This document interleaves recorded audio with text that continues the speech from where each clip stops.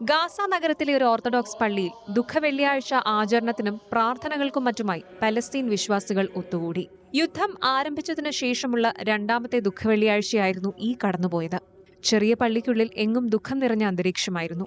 യേശുവിന്റെ കുരിശുമരണത്തിന്റെ സ്മരണയ്ക്കായി പരമ്പരാഗത പ്രാർത്ഥനകൾ ചൊല്ലുകയും നേർച്ച മെഴുകുതിരികൾ കത്തിക്കുകയും ചെയ്തുകൊണ്ട് കറുത്ത വസ്ത്രം ധരിച്ച് തല കുനിച്ചുകൊണ്ട് സഭാംഗങ്ങൾ ദുഃഖവെള്ളി ആചരിച്ചു.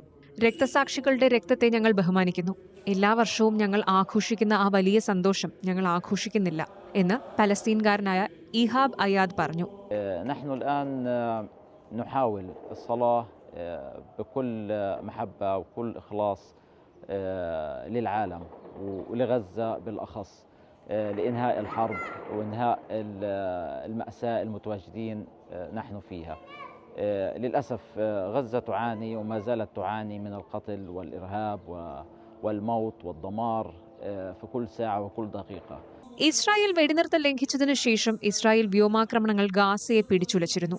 അടുത്തിടെ തീരദേശ മേഖലയിൽ ഇസ്രായേൽ നടത്തിയ ആക്രമണത്തിൽ കുറഞ്ഞത് 25 പേർ കൊല്ലപ്പെട്ടിട്ടുണ്ട്.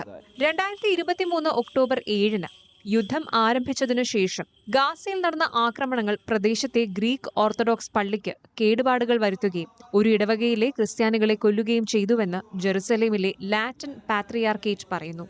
2023 ഒക്ടോബറിൽ പള്ളിയിൽ ഇസ്രായേൽ നടത്തിയ ബോംബാക്രമണത്തിൽ 3 കുട്ടികളെ നഷ്ടപ്പെട്ട റമേസ് അൽസൂരി 2023 ഒക്ടോബർ 17 സെയിന്റ് പോർഫിറിയസ് പള്ളിയിൽ ഉണ്ടായ ആക്രമണം അതീവ ദുഃഖത്തോടെ ഓർക്കുന്നു. അൽസൂരിയുടെ 3 കുഞ്ഞുങ്ങൾക്കൊപ്പം മറ്റ് 18 പേർക്ക് ജീവൻ നഷ്ടപ്പെട്ടിരുന്നു. മനുഷ്യരാശിക്കെതിരെ, കുട്ടികൾക്കെതിരെ, സമാധാനപരമായ ഒരു സമൂഹത്തിനെതിരെ ചെയ്ത കുറ്റകൃത്യമെന്നും അൽസൂരി കൂട്ടിച്ചേർത്തു.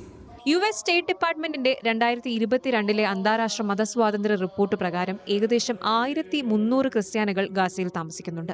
വെസ്റ്റ് ബാങ്കിലും ജെറുസലേമിലും ഏകദേശം 50,000 ക്രിസ്ത്യൻ പലസ്തീനികൾ താമസിക്കുന്നു.